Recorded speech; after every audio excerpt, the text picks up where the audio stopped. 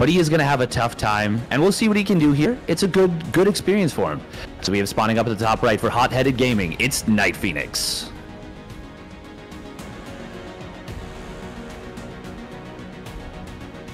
And his opponent in the bottom left, he is the odds-on favorite from Storm. It's MaxPax. Odds-on favorite. Those are phenomenal odds if you are a NightPhoenix enjoyer. But yeah, it's just going to be a tough one to start things off. Like, I do like that he's going for a high ground gateway. You know, if you're going to beat MaxPax, it is going to be with something sneaky. But at the same time, if you're going to go for something sneaky, maybe I might like, you know, a low ground gateway and then fake an actual expansion and then do something weird. But Steadfast, isn't that the thing, right? MaxPax is going to be expecting the weird option, the whole, oh, okay, if you drop that gateway on the low ground, clearly you're not going to do something. So isn't the argument that by doing the thing that is weird, that's almost the expected thing? So NightPhoenix, by doing something a bit more standard, is doing something a bit more weird, or am I just really overthinking myself here? I mean, that is the kind of thing that against a player like MaxPax, and especially particularly in the PvP matchup, you have to be thinking about as NightPhoenix, because his macro game is so ridiculously strong. So while it sounds so convoluted and weird, you have to wonder if that's the kind of thing that NightPhoenix is thinking about. And that's something in and of itself. So a lot of times we talk about players going into matches and we're like, this player is the strongest player in the world. It doesn't mean they're going to win, but it means that everyone around them knows, particularly their opponent, more so than anything, knows that they are currently the player to beat in that matchup. And so as a result, you have the onus of doing something weird or special on that player. And it can affect their mindset, it can affect their preparation. It's a big deal. Yeah, absolutely. So for now, NightPhoenix is going, and he is delaying MaxPax's natural as much as he can. But MaxPax, he was actually killing Protoss players back in the day when we had this. It was just single gate versus single gate all over the place because he would build a Zealot always. His opponent wouldn't. Zealot runs across the map. That's a problem. NightPhoenix, though, you talked about doing something a little bit different. There's a pylon on the map. MaxPax has found it immediately. Zealot's there, but as the two Stalkers arrive, Steadfast, two Stalkers and a Zealot, or two Stalkers versus a Stalker Zealot, well, NightPhoenix wins this trade for now. He does, but he still has to micro against it, and MaxPax is building a shield battery behind this. He's got an Oracle on the way, so if NightPhoenix were to commit with just these two units, and the Oracle pops out, MaxPax just kills everything.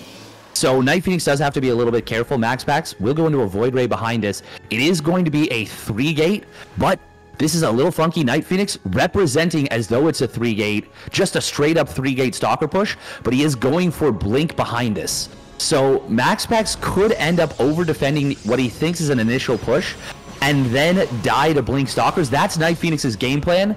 Will it work out? That's the question. On the other side of the map, MaxPax has elected to not drop the Stasis Ward. He's just going to go for the Oracle's Pulsar Cannon, and he will kill 2 probes at minimum.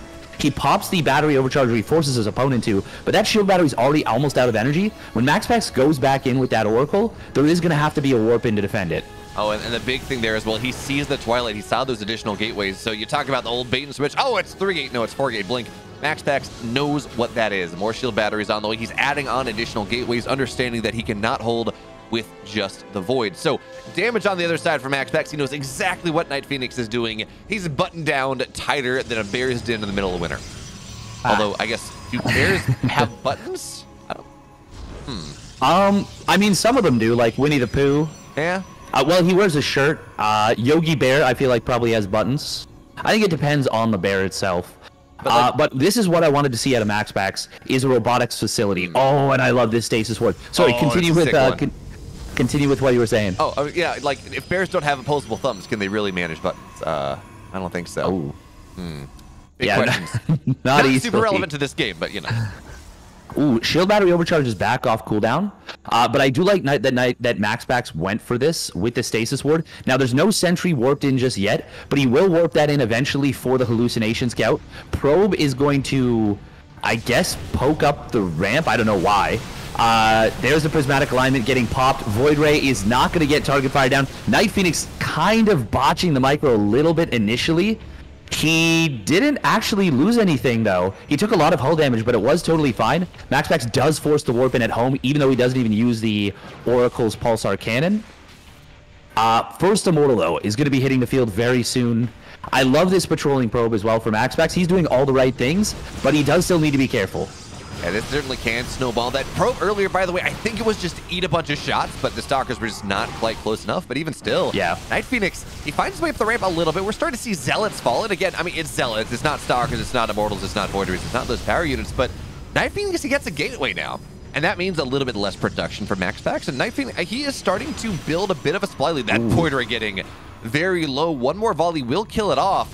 And if he starts to get these tech units down steadfast, there is still that opportunity, especially now with Sentry Energy getting fed. There we go. Stalker's Blink on top. Immortal getting low, but it's staying alive. Shield Battery is great, but still it's dead. Second Void Ray, it's going down here pretty well as well. And steadfast, all the tech's gone. It is. He didn't focus down the battery overcharge, which I was wondering if it was going to be a mistake. MaxPax, though, actually moved his second Void Ray out of range of the battery overcharge to try and mitigate damage. There isn't another Immortal out on the field, and there's still a lot of shield battery energy. NightPhoenix did basically shoot his shot with that. He killed a lot of tech units, but he didn't break MaxPax, and there's still an Immortal's barrier available. Second Immortal's going to be out in a moment. I think this is totally fine for MaxPax. Ooh, there we go. There's that Immortal's barrier getting triggered. But another Immortal comes out. He is going to try and warp in at depths to make things complicated, but MaxPax, well, actually, once this Stargate goes down, his concave gets better at the top of the ramp, funnily enough. Yeah, it's one of those things where you want that wall early because, oh, wow. That stasis trap is everything. MaxPax is forced NightPhoenix down to 5 mining probes, so if it was not already bad, it really is bad now. But yeah, those walls are funny, steadfast. You want them early to not let anything in as the adepts they're going to pop up and maybe mitigate some of the damage. And Stalker's taking that opportunity as well, moving forward. Sentries fall, but the Immortals, steadfast, they are immortal, and they just do so much against this pure Stalker force. That they do, and you might have noticed something in the main base. NightPhoenix running out of mineral patches on 4 of those setups. We are going to see the force fields coming in. It traps the Immortals, but to what end? It does not matter. Ooh, MaxPax. Okay, he almost got into a situation rather than Immortal could have gone down because the shield battery, the wrong one, was actually healing it. The battery overcharge one was not healing it, but NightPhoenix was forced away, and now all the punch is gone from this push. He's going to try and blink up into the main base, but MaxPax is going to be able to answer it. He's got 3 Immortals. This is the last hurrah for NightPhoenix here before he starts running out of minerals in the main base. So he does depower 1 gateway, knocking down a bit of the production there, and he's posturing on the edge like he wants to blink back down. There we go. He triggers a hardened shield, but are you really going to be able to get all that much done in the natural? I think that's the rotate. He's trying to play ping pong, high ground, low ground, high ground, low ground. But, oh, just another stasis. NightPhoenix, you talk about mineral patch, it doesn't matter because he just does not have the probes to mine from that one Immortal getting low, and it will fall. But there are 2 more where that came from. NightPhoenix's supply now plummeting, precipitously plummeting, as we stress the microphone with all the plosives. MaxPax, I don't know what NightPhoenix is going to be able to do at this point. MaxPax has more money, he has more army, he has the game, in fact. And MaxPax, 1-0. Yep. There's a hard timer on that. And while it kind of gets pushed back by those units being stopped mining, by the probes being forced to stop mining, by the excellent stasis wards, it's, if anything, that actually just kind of, that is the timer itself. Like, if a stasis ward hits and blocks all those probes, MaxPax is just going to have enough time where his mineral income runs away from his opponent. He's already got that second base. I mean, MaxPax was patient. He was calm. He was cool. He was collected. He knows that defense inside and out, and he was able to manage it, and we're going to see if he can manage it again on inside and out. That we will. So, Steadfast Inside and Out is a, can't even say a bit smaller of a map because we were in Waterfall for map 1, but it is another small map.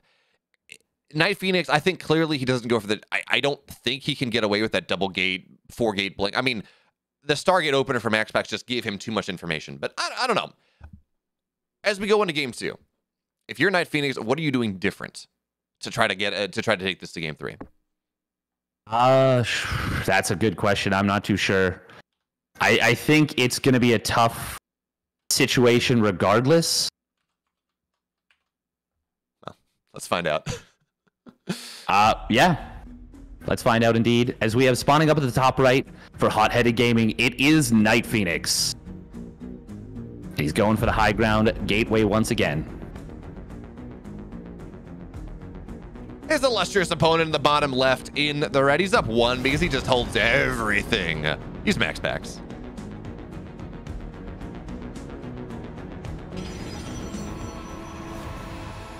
And he he really does. He knows what's up. He is familiar inside and out with this. Ooh. Ha, I got it. That was funny, Steadfast. I laughed. Thank you. Yay. We are going to be seeing the double gate opener once again from NightPhoenix. MaxPax actually forced it to build the wall out of position. And you know what? I wouldn't have minded if he actually kept the probe there and forced the cybernetics core to be built out of position too. Just give NightPhoenix something else to worry about when he's trying to make this a very simple setup. I mean, Steadfast, does MaxPax have to do that? I know we're beating a dead horse here about, oh, well, MaxPax is just so much better, but the point stands. As MaxPax is the one, I mean, we said the odds-on favorite. I don't even think that expresses it enough. I think his mindset here is he's saying he just needs to go and just do everything he does anyways. You know, you don't need to overcomplicate the game for NightPhoenix. NightPhoenix is already the underdog. I think instead it's NightPhoenix that is trying to complicate the game for MaxPax, but we just haven't seen him able to do that just yet. No, certainly he has not been able to do so. Always an uncomfortable situation. We do have the Stargate opener from MaxPax, and as you said, NightPhoenix is a huge fan, or rather, MaxPax is a huge fan of this Zealot opener. He's comfortable with it, but a weird move from NightPhoenix, he walled this, and he walled his own probe out. So he couldn't block this Nexus. I wonder if he was meaning to wall it in, but regardless, it is going to be another proxy pylon, and he's going to be going for another all-in with this. I don't know if he'll be able to experience any success with this kind of attack. Yeah, MaxPax, his bread and butter, he's made his name in PvP off defending all manner of shenanigans. 3 gates, 4 gates, 3 gate robos, 4 gate blinks. It's kind of funny. We see MaxPax in EPT Cups, especially in North America. He plays, used to more when Zest was still not in the military. We would see him go and run into all these Korean Protoss players. They would try to all in him because the Koreans don't like to do the single gate expand, and he would just beat everything. You know, he has this defense, these algorithms built into himself at this point. As the Stalkers are forward, but a Void Ray pops out, or excuse me, an Oracle pops out immediately, and it's a glass cannon, but there's just not enough HP in these 2 Stalkers. So already, MaxPax knocking down a lot of the early game aggressive potential from NightPhoenix. Yeah, he did lose his initial Zealot in not the best situation. He's very good at making that normally retain value and get value out of that, but NightPhoenix lost one of his Stalkers and almost lost the second one. If he had lost that second one, I mean, that's against a player of MaxPax's caliber, that's almost game right there, particularly with how quickly he's got this Void Ray out. He does go into the robotics facility even quicker this time, so MaxPax is already cruising. He's got a probe on his opponent's side of the map, and he's going to be able to drop stasis wards once again, and NightPhoenix was not quick enough to respond to those in the previous game. We'll see if he can dial it in this game, but I mean, he's going for the exact same build. MaxPax, I feel like he's got this one already kind of on lockdown. He does, oh, he has Warp Gate finish. He's just building a Stalker. Okay. That's always a funky little move, but I'm fine with it letting the production finish. There's that stasis ward. Oh, actually not going to get anything done. Oh, he canceled it, I think. I think he canceled the stasis ward. Yeah, because the Oracle was getting super low, so he'd say, you know what, I'd rather have the opportunity to do something later on, maybe get my shields back up, than lose that Oracle, lose that map control on the other side. But Steadfast, this game, I think you pointed out earlier, this game is the mirror image of game number 1. Now, it's a different map, slightly different way of getting here in terms of, well, MaxPax has gotten less economic damage on NightPhoenix. Is that enough to make it the difference between NightPhoenix losing game 1 with 4-gate blink and now winning 4-gate blink game number 2? Or really, what else do we need to see from him to make this happen? Well, we did see a little... Oh, look at this probe providing high ground vision to hit this gateway. That is so smart. Something very interesting, by the way, MaxPax did make an adjustment here. He cut his second Void Ray. Oh, nice job from MaxPax. He pushes this back with the high ground Stalker. God, excellent understanding right there of the situation. Okay, yeah, no, he would have seen this with the gateway, I think. I was wondering if he saw it. Ooh, Stasis Ward. Oh, at the natural. Okay, interesting. He sees that the HP is a little bit too low. Blink into the main base. Will he be able to get anything done with this? MaxPax does respond quite quickly. All right, so Stalkers are here now. Now we got the fight kicking off from NightPhoenix, targeting down the Immortals just a little bit, but the shield battery's there, so NightPhoenix can't get all that much done, just losing Stalkers for the privilege of existing in MaxPax's base. The aggression from NightPhoenix just felt a little bit better last game, despite everything. Yeah. He was able to actually knock the tech down, but as he tries to be a bit more technical here, that technicality is just costing him Stalkers for really no gain. Yeah, he just lost 5 Stalkers for free. Oh, a big blink forward right there. Doesn't even get his opponent's Stalker and loses one of his own. That almost felt like a bait from MaxPax. Just because I'm not used to seeing him be like kind of sloppy with his unit positioning. And the fact that he got it back to the high ground just in time tells me that maybe it was a bait. But with the loss of all those Stalkers, the chance of NightPhoenix breaking through went from like 15 to 20% to like 1%. Like, it is so low that he's actually going to be able to break MaxPax now. He does get a couple of probes with this Adept run by in the main base, but MaxPax is still up 7 workers. Ooh. Still has 2 bases. Ooh, he's going to use the Adept. Nope. He realizes MaxPax responds too quickly. Oh, man. So MaxPax had the really good read on that one. I would have loved to see NightPhoenix move into the natural as that was happening. You know, the old double bait, but unfortunately, you know, NightPhoenix, he's on 1 layer of depth on the strategy. MaxPax is like 3, so MaxPax reading him here extremely well. And now I think there's an observer on that army, so MaxPax can respond even better. Yeah, there we go. There's the observer. So at this point, MaxPax, he's on 2 bases. He's got 3 Immortals. He's got observers out. He says, I'm building more Immortals, but he had time in his build option to go get those observers out to get that vision. And when you go to 4 Immortals in a Void, Blink Stalkers do not kill this army steadfast. No, they do not. And something... So NightPhoenix just started to expand. MaxPax saw it instantly with the Oracle and instantly started probe production again. Now he's building a War Prism. He's going to move forward. Nice force field right there. Will catch 2 of the Immortals. And that's actually about the best case scenario NightPhoenix could have ever asked for. And he is still very far behind. But he needs like 2 more of those types of situations. But that is a start.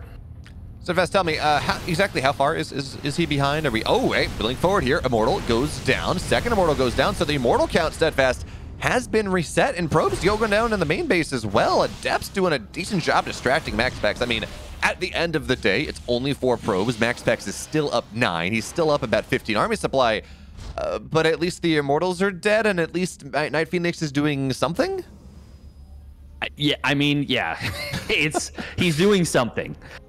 It's still a 10-worker lead. It's still a fully saturated main and natural. And MaxPax is getting his own blink. He's getting a Dark Shrine. NightPhoenix does not have a robotics facility. Ooh, Void Ray does get picked off. NightPhoenix is making great moves, and MaxPax has made a few missteps over the last couple of minutes. Yeah, technically, Steadfast, technically, this is 50. Well, it was a Stalker lead for NightPhoenix, and when you have blink and your opponent doesn't, technically that army is better. But unfortunately, NightPhoenix not quite having the adept blink micro that he's looking for. And, well, we're going to see some other stuff happen. Now, moving forward, Guardian Shield gets popped, keeping these Stalkers alive a little longer. Yep. But, again, MaxPax, he's just waiting. He says, my blink is done in about 30 seconds. I don't need to do too much here. I already have done enough in this game. Well, okay, so he's trying to represent aggression. He can't actually commit, and he's got to be a little bit careful with this. But if he warps in DTs and drops one of those in the main base, the game ends. Because NightPhoenix has no detection. Despite everything going very poorly for MaxPax in the last, 2 minutes, these DTs are GG DTs. They are the kind that NightPhoenix cannot deal with. And now NightPhoenix is going to move forward. He thinks he's got a timing. He is up in Stalkers right now. Blink has finished for MaxPax. But as these DTs drop off, yeah, we're going to see GG pretty much any second. That's so unfortunate because it feels like NightPhoenix was starting to get some traction. But there it is. GG gets called, and MaxPax